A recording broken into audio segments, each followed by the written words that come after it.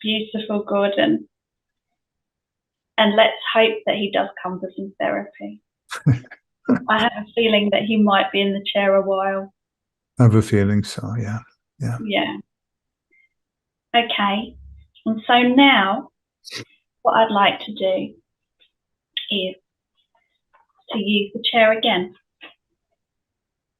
And this time, Gordon, I want you to place in front of you, at a safe distance from you, the representative of sleeping mankind, Mr. Dreamer. And as you look at Mr. Dreamer there in the chair,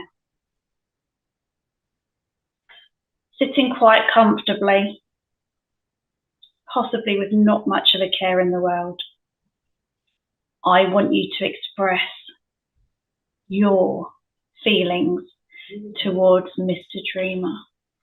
I want you to let it all out. Now is the time for healing. Now is the time to open those floodgates. Everything that you've been wanting to say, here, now is the time to do that. I want you to express it with all the emotion, all of the disappointment, all of the anger that you are feeling. I want you to let Mr. Dreamer feel this now. Go for it.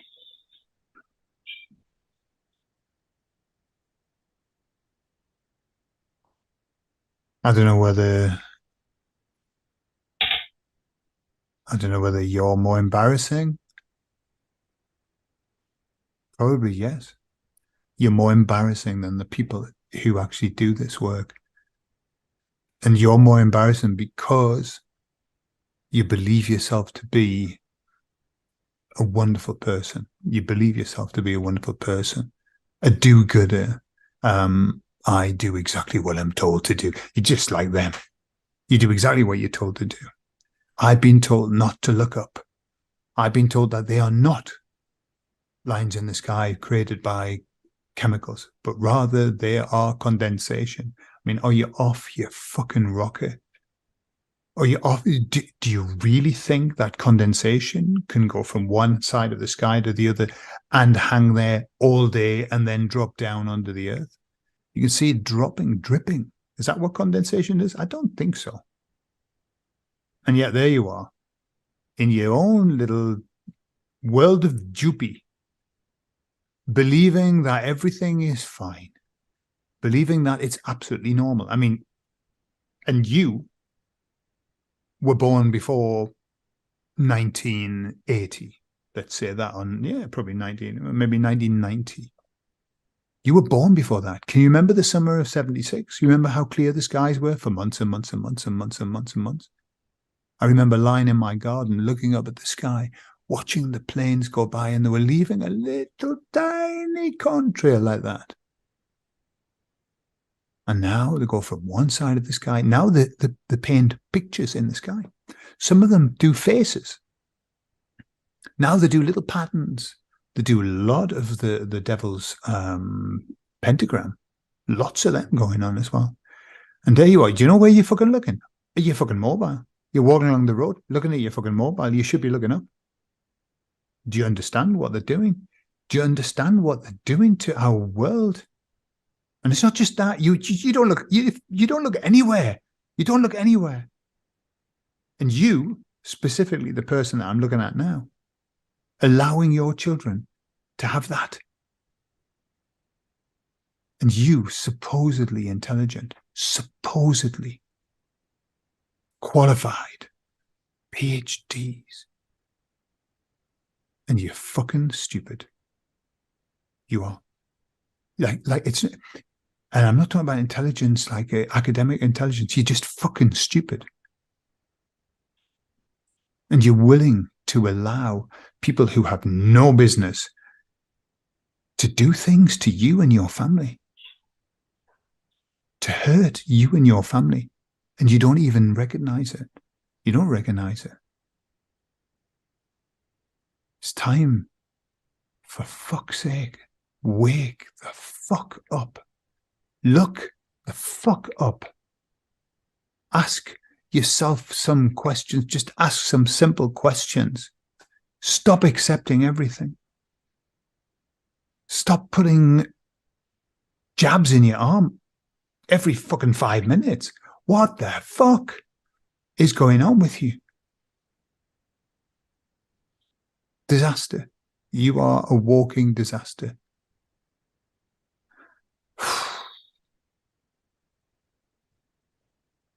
Dear me. Dear me. Is there any hope? Is there life on this planet? This is the question I'm asking. Is there life on this planet? Ah, dear me. Okay, I'm done. Well done. Well done. Okay, you know where you're going now. I'm going to ask you to change places, Gordon, with Mr. Dreamer.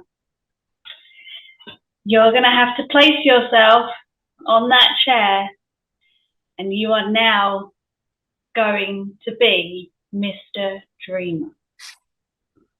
And Mr. Dreamer, I want to talk to you now. Okay. Okay. Now you've heard what Gordon said. You've heard. Very rude man, I might add. Very rude man. So you've heard the emotion that Gordon spoke to you with. Gordon believes that you are more embarrassing than Bob the pilot. But that you believe that you're a wonderful person, a do-gooder, living in your own little world of duty, with everything being fine and absolutely normal, that you don't look anywhere, that you're allowing your children to be in a situation that might not be best for them, and that you, with your qualifications, your intelligence, your PhD, that you just need to wake up. How do you respond to that? How does anybody respond to that? I mean, the man's rude. He just uses swear words unnecessarily. Quite where he's getting his information from, I don't know, but it's certainly not from the places that I look. It's people like him that cause problems in society. I mean, I'm quite offended as it happens. I can rise above that, understanding that there's obviously clearly a mental issue with him. He's not right. I mean, what I do. I mean, people often call me the pillar of our society and in our village that we live. All I do is good stuff. I don't even know what he's talking about. I take care of my family. I protected my family. We've been through 3 very difficult years. And I've always made sure that my family's safe and we're all still here. We're all still alive. And I don't really know. And I don't know what he's talking about up in the sky. Of course, the contrails. Of course they are. The very idea that there would be, what are they if they're not? What are they? There's just a lot. You see, in 1976, there wasn't that much air traffic. Now there's a lot of air traffic. Everybody's traveling. This is why the virus happened in the first place, because we travel so much. And so there's just more traffic in the air. So what do you expect? What do you expect? I mean, this is why we should be thinking about where we travel. We need to be conscious of our carbon footprint, because look at the skies. Yes, I agree. That's not very nice to see, is it? That they're filled with, aeroplanes. That means that all of those emissions are going into the air. So, yeah, but that might be anything other than condensation. Well, that's just ridiculous. That's ridiculous. He's obviously lost the plot and he's a little bit out of it. But I think there's an ever-growing group, a very concerning amount of people that are believing this tripe, this trollop that's being bandied around. He's probably on Telegram. I wouldn't be surprised. I've read about it in the Mail. So, really, I mean, I'm not going to open a dialogue with him, because what could we talk about? We're on two different planets. And he's clearly off his trolley. However, each to their own, each to their own. Okay, Mr. Dreamer, what dangers do you believe that Gordon is opening up to the world with this viewpoint that he has? Chaos. It's chaotic. Can you not hear him? His mind's chaotic. He can barely hold an argument, a thread of an argument. He's all over the place. This is chaotic. We can't have chaotic societies. This is why we're in so many problems. Because of this chaos, we need order. We need discipline. We need rules to follow. That's how we create a good society, a strong society. Not having everybody with weird ideas. Where would we be? It would be chaos. Absolutely not. And who needs to manage this discipline, this order? The people. Listen, I believe in freedom. I believe in democracy. I vote every time. I vote because because I know that I can choose. I can choose who leads us. And that's the beauty of the society that we're in. We're in a democracy, and we need to bring democracy to more countries. We need to force democracy upon them. And the people who are in power, we have elected, and they work for us. And that's what democracy is all about. They're the ones. We pay them to fix our problems. And do they fix our problems? They do the best, I think. They're only human. I think we expect so much from them. And they do the best. Yes, they make mistakes, of course. But, so do we all. So do we all. But, let's give them a chance. Let's support them. And then they can do a good job. Do we hold them accountable when they make mistakes?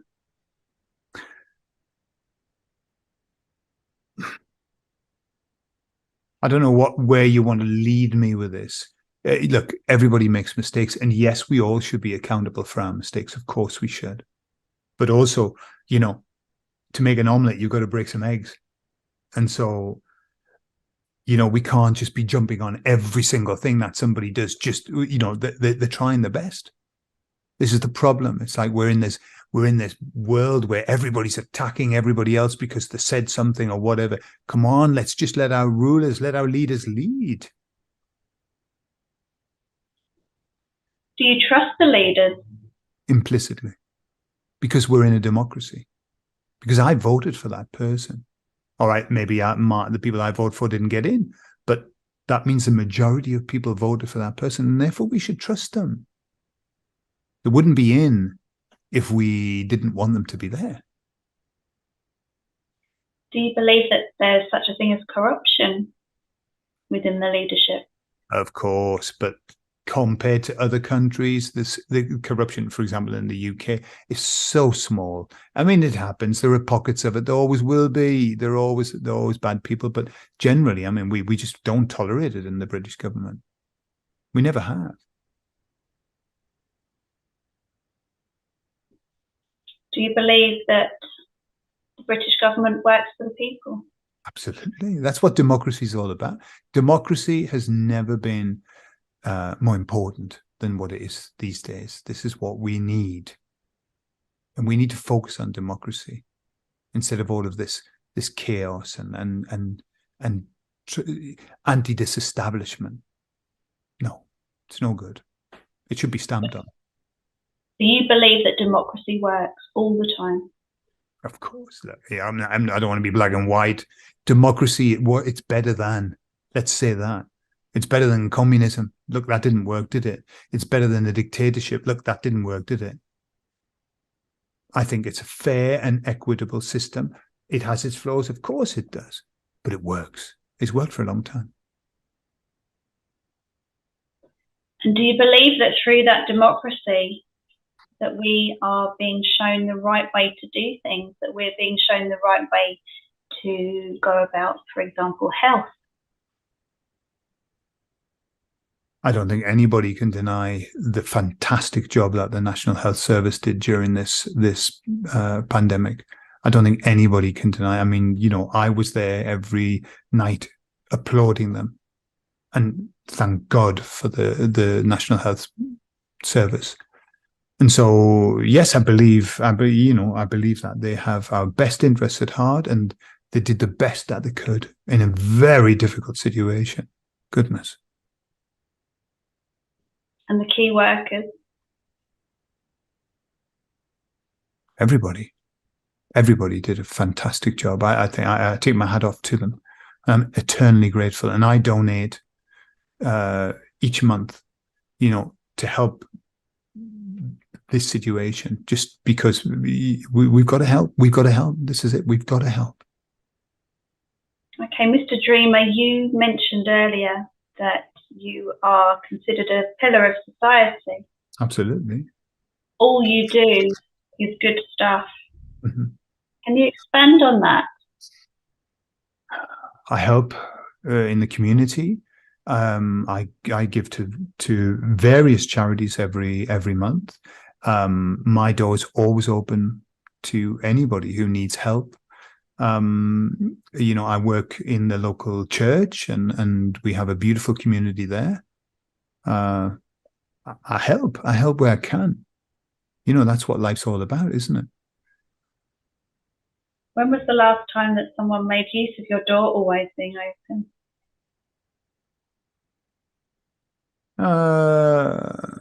I suppose the other day, somebody, you know, one of the neighbors needed some help, and I was there, and I went and helped.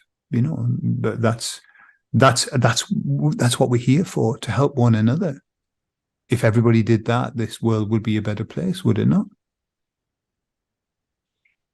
And how was that, everybody helping one another, how was that brought about during the COVID times that we've just been through? Well, exactly. I mean, it was the classic example of everybody cooperating together, everyone maintaining the distance, everybody wearing a mask, except those like him, the crazies that didn't want to, and probably just extended the pandemic more because of their silly behavior. Everybody stepping forward and getting the jab. You know, it was so beautiful to watch everybody rallying together. It brought us all together, I think.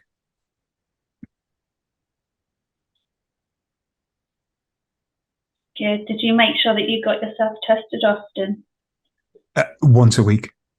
We did it, all of the family. We did it, all of the family, every week, because we did not want to put anybody in jeopardy. We never did, you know. And I'm very proud of how we did it. I mean, you know, we followed every guideline. We had the app. We did everything. Yeah. And you're very proud of yourself for doing that. Absolutely, absolutely. If everybody did that, perhaps it wouldn't have dragged on for the time it did. And how frightened were you during this time, this last 3 years? We were very concerned. I was concerned for the world. I was concerned for my family. It was a scary time. Nobody knew, not even the government knew what was going to happen. We've never had this before. It was very scary, I have to admit. Yeah. But I firmly believed that what we needed to do was follow the guidance, follow the signs. And look, we got through it. What do you do for a living? I'm a solicitor. How long did you study at university for? Oof, long. I had to do my degree, and then I had to do a master's. So yeah, I was studying for probably 10 years to get to where I was. And how do you feel about your qualifications and how hard you worked? I'm proud of them. I mean, who wouldn't be? I'm proud of them. It was hard work, but it was worth it. And now I'm able to provide for my family in a beautiful way, and that's good. And that's what being successful is all about, is it not? And you believe you are successful? Well, without sounding big-headed, then I believe I've got a successful life. I've got a beautiful family, and we're very happy together, and we don't want for anything. I think that's pretty much successful, don't you? Okay. All right. Thank you for your views on that. Thank you. Welcome. And now I'm going to ask you to allow Gordon to come back into the chair, and I'd like to talk to Gordon about what you've been saying. So Gordon, if you'd like to come back into the chair. And you've heard Pillar of Society had to say about the world, about you, about his views about the last 3 years. What do you think of that?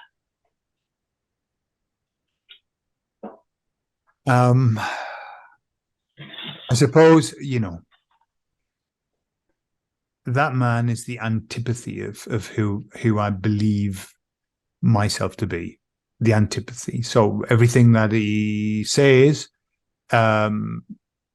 is kind of like I would have to do the opposite.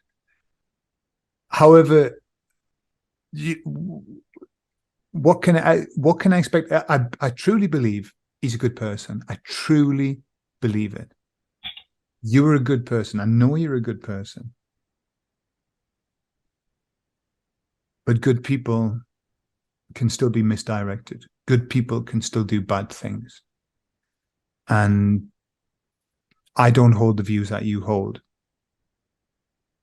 Nor will I ever. And I don't think I've ever held your views in the whole of my life. Maybe I've been a rebel all of my life. I don't know. But I've never, ever been able to get into the place that you're in. For me, it's the deepest psychosis and hypnosis that possibly could exist. But do you know, I don't hold it against you. I don't having listened to you, and it was just horrific.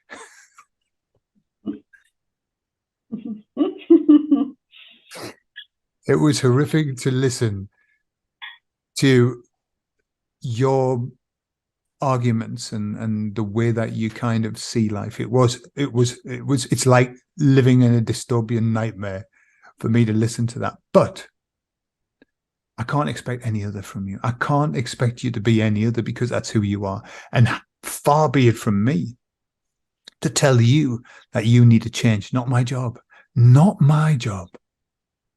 And so I'm sorry that I was angry with you. I'm sorry that I was telling you what you had to do. I withdraw that. You do exactly what you want to do. You do and be exactly what you want to do and be.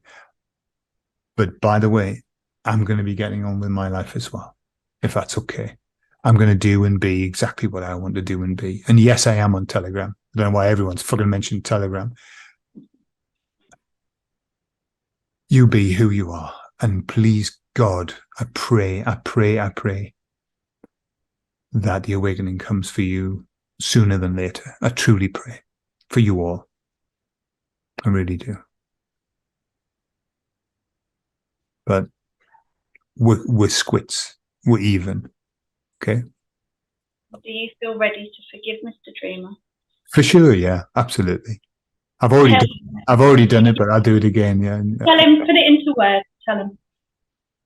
I forgive you. I forgive everything that you do. I forgive everything that you think. I forgive you, because everything that you do and think at some point in my life, I've done and thought. And so who am I to point the finger at you? You do your stuff and just be. And I know you're a good person. I know you help people, and I know you do good things. And the intention is always good. So I've completely forgive you. Okay. Just leave me the fuck alone. All right. Good. Well done. That was beautiful. And even put the swear word in that he disagreed with. Okay. So, Gordon, we're going to move that chair away now. It's just you here in the room now. And I want to take this time to talk to you. I want to say some words to you now. And I am very proud of you for your forgiveness. The emotion that you expressed was very strong. And you have found it in your heart to forgive. And you have found it in your heart to forgive because you know that that is how you set yourself free. And there are many different types of people in this world. There are many different viewpoints. There are many souls here on their different soul journeys. And each journey is not our own. It is theirs, and they are at different places. Everyone is at a different place. And all we can do is look at our own soul journey. Look at where we are along our timeline, where we've been, what we've learned, where we're going, but most importantly, where we are right now. Remembering that the present moment holds all of the power. What has been has been. What is yet to come has nothing to do with us for now. It's for another moment. The moment we have is now. What we give our energy to is what grows. What we give our energy to with our focus and with our attention is what grows. So if we are giving energy to something that is not serving us, all that it's happening is it's growing within us, because we have that power. We are that powerful to create. And the truth of it is that none of us truly know everything about those fluffy white lines. We've heard, we've listened to science, we've heard reports about what it could be doing, but we actually truthfully do not know. And one thing to note is that if it creates discomfort, if it creates negativity within us, if it creates those negative emotions, is that really where we want to be? Or is that part of the plan? There are those that do not see them. Are they negatively affected by them or not? We don't know. But are they giving more power to it with their attention? No. But those of us who can see, who look up, who value nature, who are doing our very best to protect our families, to protect humanity. We look, we are looking, and yet we are giving our attention to it. And it's creating negativity. And as high as our vibrations can be, for everything else, if we are creating that negativity, it's drawing us back down. It's lowering our vibrations. Our life is about the peaks and the troughs. What we do not want is that midpoint straight line. And remember that as we go into those peaks, and then we sense that negativity, but we're always looking up, looking. That negativity brings us back down closer to that straight line, that midpoint of unfeeling, that midpoint of the nothingness. For the midpoint is the nothing. The peaks and the troughs are what we live for here in the 3D. And so by looking, by giving our attention, we are creating this negativity within us. And we need to remember that we are creators. We are that powerful that we create what we give our energy to. And so by forgiving today, by setting yourself free, by hearing those other viewpoints, putting yourself into a different perspective, forgiving, allowing that to go. You have no control over what anyone else does. You have no control over what anyone else thinks. You said yourself you cannot even control and 100% protect those you love. All you can do is your very best and show them the best way and be a shining example to them.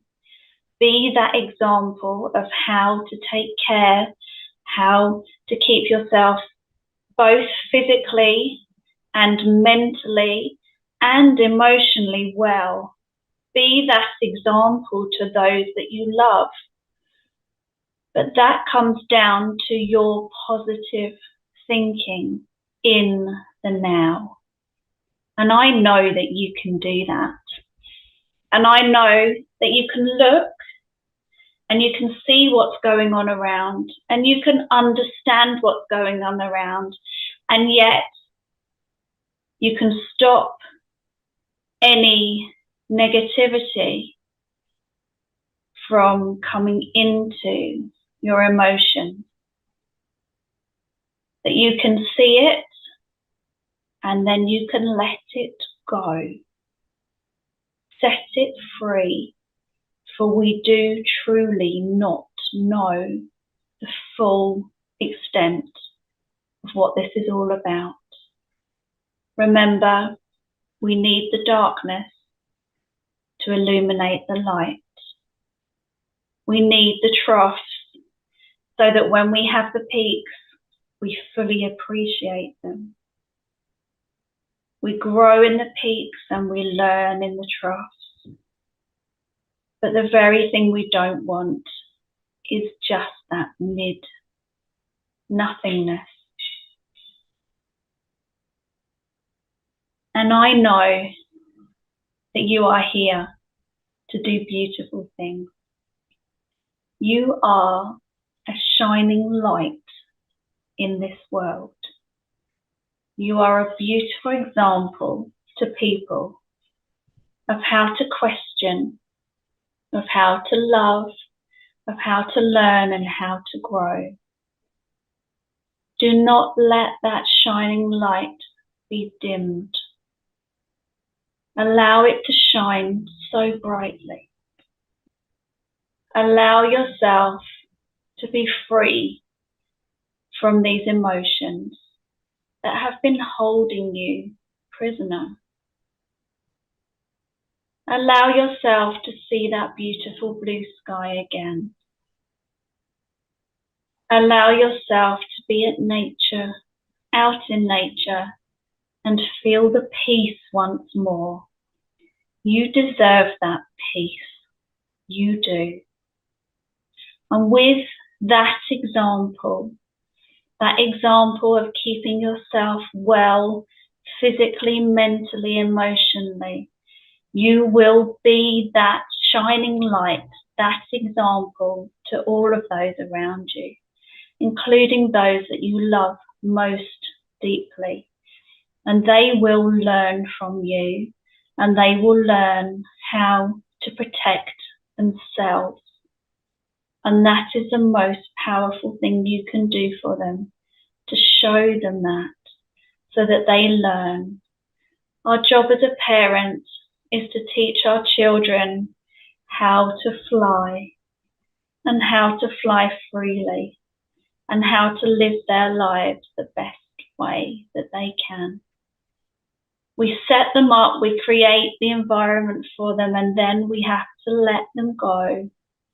And we have to trust them that we've given them as much information and as much help as we can, and then see them soar. And that's what they're going to do, because you have set them such a beautiful example. And so now I want you to open up a space in the top of your head and allow the beautiful white healing light to come down into the top of your head, and allow it to flow all through your body, allowing it to travel around to places where there might be a glitch or a knot or something that just needs kneading out or flattening out or relaxing out. Just allow it to go all around your body, this healing, beautiful white light energy. Allow it to travel all around and do its beautiful work to your heart. Allow it to hold that space there and to glow there beautifully, knowing that this will light you up from inside, and that light will spill out of you all around to those around close to you and those that you meet, whether it be online, through your teachings that you're doing, your language teaching that you're doing, and know that you are spreading this light in the world, and that it's beautiful, and that you are greatly appreciated. And then closing that space in your head and keeping that light within you, filling you up, powering you on. And in a moment, I'm going to count you back from 5 through to 1, and you are going to come back feeling positive, strengthened, invigorated. 5. Feel that energy starting to return to your body. 4. Feeling the tingling as it works its way through your fingers and your toes. 3. Feeling it working its way up your body. 2. If you need to, a big stretch out. And 1.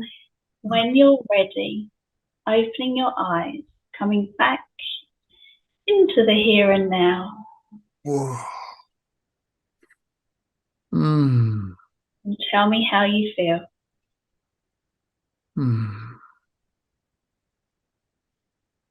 That was nice. That was nice. I feel very relieved. Good. That was hilarious. That was hilarious talking to those people. They're mingers, aren't they? Go. Oh, the dreamer was just the best. I love that. and some of your words, like literally, you said the same words so many times. I was going times 2, times 3, times 4, times 5. Putting big circles around. Oh, said it again. Times 6. That was great. That was. Oh great. yeah, it was really good. It was really good. They were brilliant, actually. And thank you very much. You did a absolutely fab job. Lovely.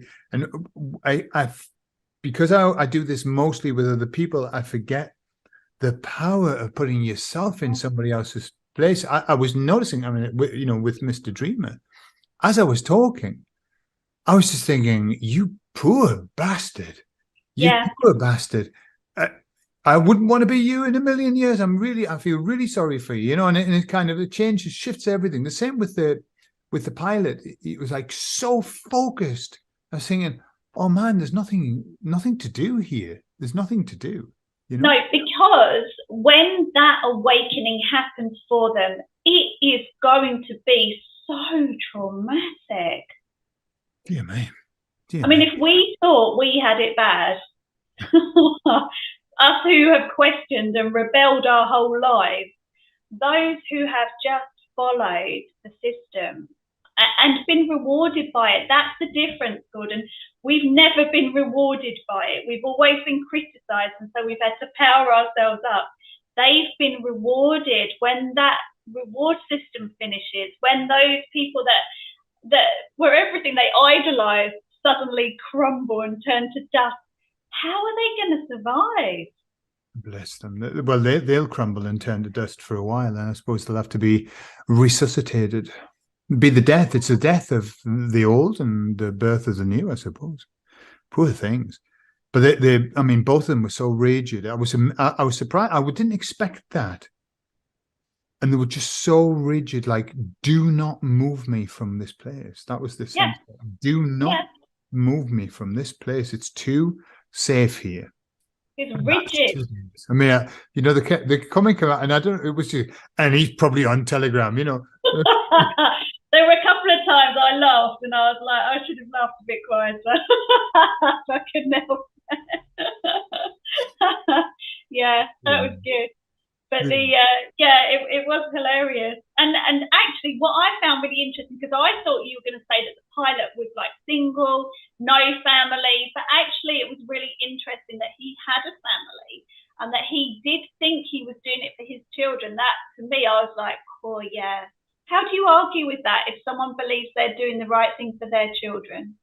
That's what I was getting, good, because obviously you get like this schizophrenic type thing going on where I'm so adamant. He's so adamant about he's doing it for the good. And if we don't do this, it's, you know, there isn't going to be any future. And I was thinking, exactly, I can't argue with that. I'm not, you know, there's nothing. Right. How can you argue with that? There's nothing. And I know you were kind of pushing the boundaries to see how far, and they would go as far as you would push them. Yeah. You know, there's no breaking point of, oh, you might have something there. No, it's like, no. However far you want to push me, I'll give you the congruent answer. Very congruent. Very. Oh yeah, definitely. But it's also the lack of responsibility, isn't it, for both? Mm-hmm. The giving the responsibility to somebody else, and then you're free. Yeah. The trouble is when you start thinking about things, you then take that responsibility on, and that's a big thing. If you just give responsibility to someone else, and then that's it. That was not my fault. They told me to do it, and I just believed them because I always have. And that was that chaos thing. Both of them suggested that if we didn't do it, it would be chaotic. And I understood exactly what they were saying. You know, it's like, no, just do what you're told, and then everything's going to be fine. You know, both of them, for God's sake.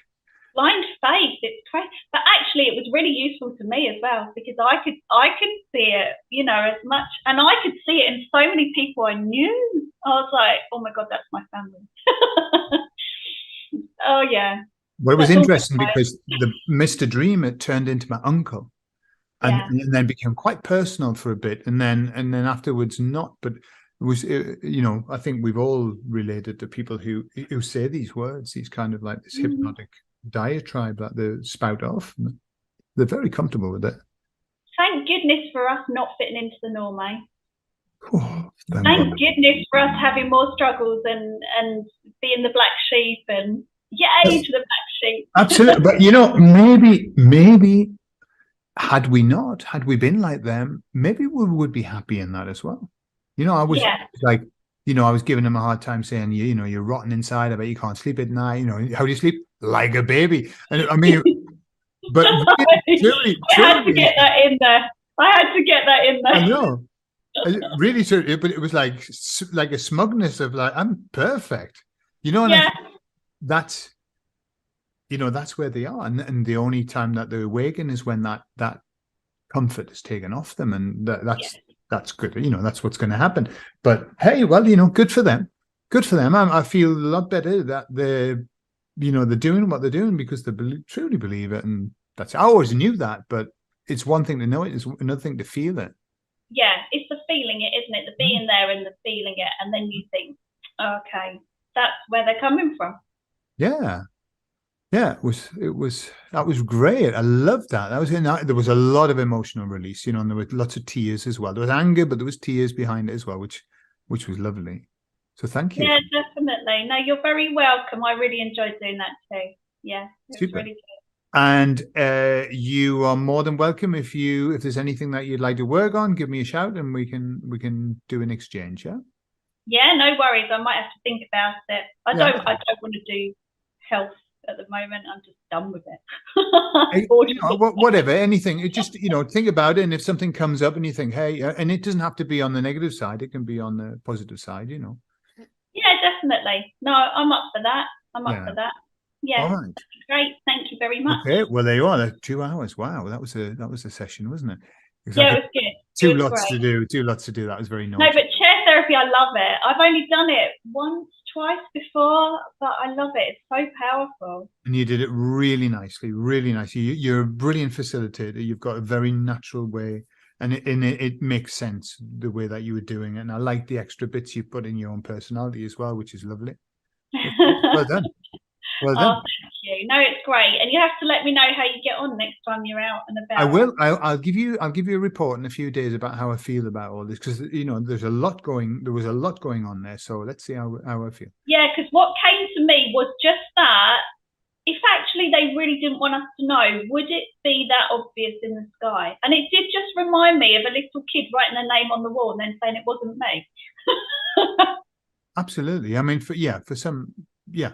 There's more to it than meets the eye, literally. Definitely. And they could do it at night, and yet they do it in the blue skies. They could do it when it's cloudy, and yet they do it when it's blue skies. What's that all about? Yeah. Oh, I'd love to get into the minds of whoever it is that works it all out. But anyway, it wasn't in his mind. He was just putting chalk dust into the sky. Definitely, and getting paid a nice pretty penny for doing it. Absolutely. Okay, Vicky, I shall leave you. You enjoy the rest of your day, and thank you so much for your time. I really appreciate it. No, you're welcome, and thank you for letting me do that, because I really found it useful, and I'm just loving getting back into hypnosis. It's wonderful.